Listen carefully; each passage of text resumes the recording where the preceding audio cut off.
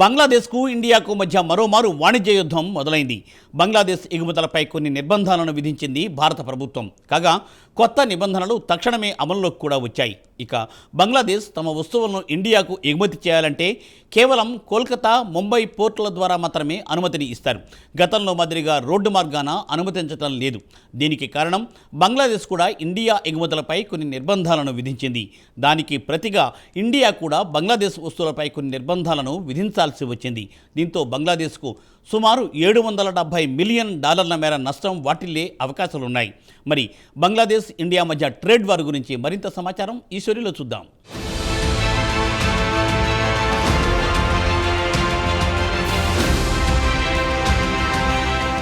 India, Bangladesh మధ్య గత ఏడాదిన్నర కాలంగా సంబంధాలు పూర్తిగా దిగజారిపోయాయి. బంగ్లాదేశ్లో షేక్ హసీనా ప్రభుత్వం కుప్పకూలిన తర్వాత షేక్ హసీనాకు ఇండియా ఆతిథ్యం ఇవ్వడం బంగ్లాదేశ్ ప్రభుత్వానికి మింగుడు పడ్డం లేదు. ఆమెను బంగ్లాదేశ్కు పంపించాలని యూనుస్ ప్రభుత్వం ఇండియాను కోరుతోంది.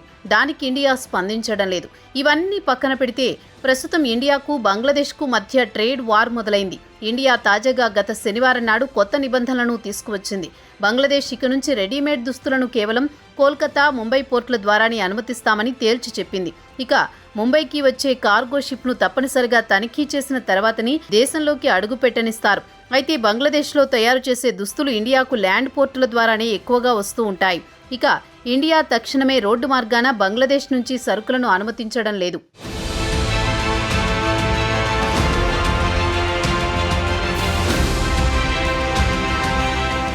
దీనికి సంబంధించి శనివారం నాడు director general of foreign trade ఒక నోటిఫికేషన్ జారీ చేసింది. తక్షణమే కొత్త నిబంధనలు అమల్లోకి వస్తాయని వెల్లడించింది. ఇండియా విడుదల చేసిన నోటిఫికేషన్లో ఎంపిక చేసిన కమోడిటీస్ ను బంగ్లాదేశ్ నుంచి రోడ్డు మార్గాన అంటే త్రిపుర, అస్సాం, మేఘాలయ, మిజోరాంల ద్వారా అనుమతించమని నోటిఫికేషన్లో స్పష్టం చేసింది. అయితే ఇండియా అకస్మాత్తుగా బంగ్లాదేశ్ వస్తువులను రోడ్డు మార్గాన అనుమతించకపోవడానికి గల కారణాల విషయానికొస్తే బంగ్లాదేశ్ కూడా ఇండియా నుంచి దిగుమతి చేసుకునే యార్న్ అంటే నూలు దారాలను ల్యాండ్ పోర్టుల ద్వారా అనుమతించని వయా సీపోర్టుల ద్వారానే అనుమతిస్తామని సరికొత్త నిబంధనలు తీసుకువచ్చింది.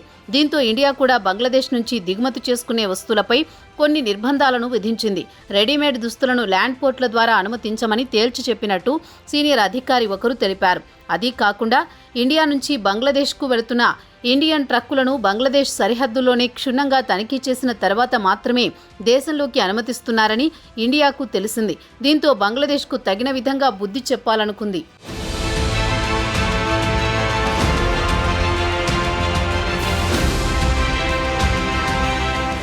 దీంతో తక్షణమే బంగ్లాదేశ్ నుంచి రెడీమేడ్ దుస్తులను రోడ్డు మార్గాన అనుమతించరు. కేవలం కోల్కతా పోర్టు, ముంబై పోర్టుల ద్వారా కార్గో షిప్లలో వచ్చే సరుకును మాత్రమే అనుమతిస్తారు.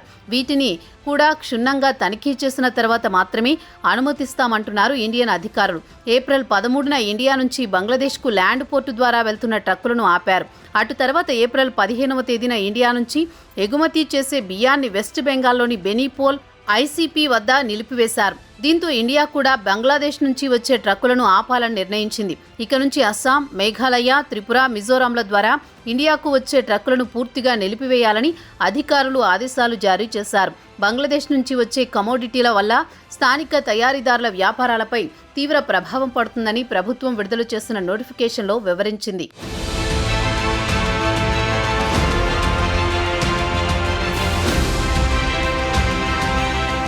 Director general of foreign trade విడుదల చేసిన నోటిఫికేషన్లో ఎంపిక చేసిన వస్తువులను ల్యాండ్ పోర్టు లేదా రోడ్డు మార్గాన అనుమతించమని స్పష్టం చేసింది. వాటిలో రెడీమేడ్ దుస్తులు, ప్లాస్టిక్, వుడెన్ ఫర్నిచర్, జ్యూస్లు, carbonated drinks, fruit flavoured drinks, bakery, confectionery, cotton, యార్నా, డైస్లను ఉన్నాయి. వాటిని ఇండియన్ అధికారులు ఎప్పటికప్పుడు సమీక్ష జరుపుతారని తెలిపింది. ఇక బంగ్లాదేశ్ విషయానికొస్తే అతిపెద్ద గ్లోబల్ టెక్స్టైల్ ప్రొడ్యూసర్ అని తెలిసిందే. అదే ట్రేడ్ విషయానికొస్తే తనకు అనుకూలంగా ఉండే వాటిని పక్కన పెట్టి ఇతర వస్తువులను ఇండియాకు అంటగడుతోంది. దీంతో ఇండియా ఇక బంగ్లాదేశ్తో ట్రేడ్ తగ్గించుకోవాలనుకుంటున్నట్టు ఇండియన్ అధికారులు చెబుతున్నారు. ఒక అంచనా ప్రకారం బంగ్లాదేశ్ నుంచి ఎగుమతి అయ్యే దుస్తుల విషయానికి వస్తే కనీసం 93% ల్యాండ్ పోర్టుల ద్వారా వస్తుందని చెబుతున్నారు.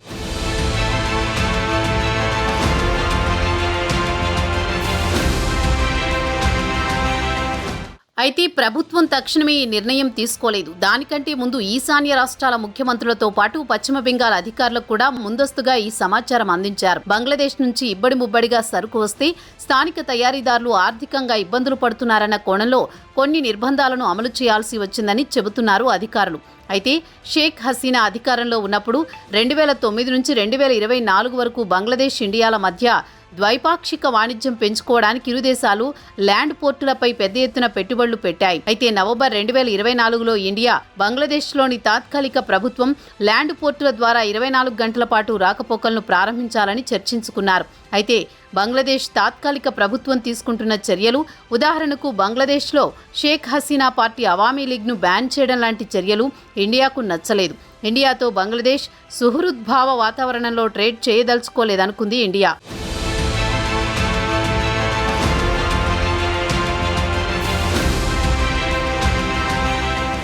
అదీ కాకుండా గత మార్చిలో మహమ్మద్ యూనిస్ చైనాకు వెళ్లి ఇండియాకు వ్యతిరేకంగా అవాకులు చెవాకులు పేలారు. ఇండియాలోని ఈశాన్య రాష్ట్రాలను ల్యాండ్ లాక్డ్ అని పేర్కొన్నారు. ఇండియాలోని తూర్పు ప్రాంతంలో ఉన్న ఈ రాష్ట్రాలను 7 సిస్టర్స్ అని కూడా అంటారు. ఈ ల్యాండ్ను ఇండియా లాక్ చేసింది. తమకు సముద్రం ద్వారా యాక్సెస్ లేదు, అయితే ఇక్కడి సముద్రానికి తామే గార్డియన్లము అంటూ సంరక్షకులమని చెప్పారు. ఒకవేళ చైనా తయారీ రంగం ఇండియాలోని ఈశాన్య రాష్ట్రాల ద్వారా బంగ్లాదేశ్కు తమ వస్తువులను ఎగుమతి చేస్తే ఇరు దేశాల మధ్య వాణిజ్యం పెరుగుతుందని యూనుస్ చైనా ప్రెసిడెంట్ జిన్పింగ్కు చెప్పారు. ఇది ఇండియాకు ఆగ్రహం తెప్పించింది. ఇప్పటికే ఇండియాకు చైనా అంతంత మాత్రంగా ఉన్న సంబంధాలను యూనుస్ కావాలని మరింత రెచ్చగొట్టి పబ్బం గడుపుకోవాలనుకుంటున్నాడు. ప్రస్తుతం ఇటు చైనా అటు బంగ్లాదేశ్, పాకిస్తాన్లు కలిసి ఇండియా నుంచి ఈశాన్య రాష్ట్రాలను విడదీయాలని కుట్రలు పన్నుతున్నారు. ఈ నెల ప్రారంభంలో యూనుస్ నేపాల్ డిప్యూటీ స్పీకర్తో తన విజన్ గురించి ప్రస్తావించారు. ప్రాంతీయ అభివృద్ధికి ఇండియాలోని ఈశాన్య రాష్ట్రాలను నేపాల్, భూటాన్, బంగ్లాదేశ్ను కలుపుకొని అభివృద్ధి చేయాలనేది తమ విజన్ అని యూనుస్ నేపాల్ డిప్యూటీ స్పీకర్కు వివరించారు. ఇక చైనాను అడ్డుపెట్టుకుని ఈశాన్య రాష్ట్రాలను ఇండియా నుంచి విడదీయాలని యూనుస్ కుట్ర పన్నుతున్నాడా అన్న టాక్ కూడా వినిపిస్తోంది. అందుకే ముందు జాగ్రత్త చర్యగా ఇండియా బంగ్లాదేశ్ను ఆర్థికంగా దెబ్బకొట్టాలని నిర్ణయించింది.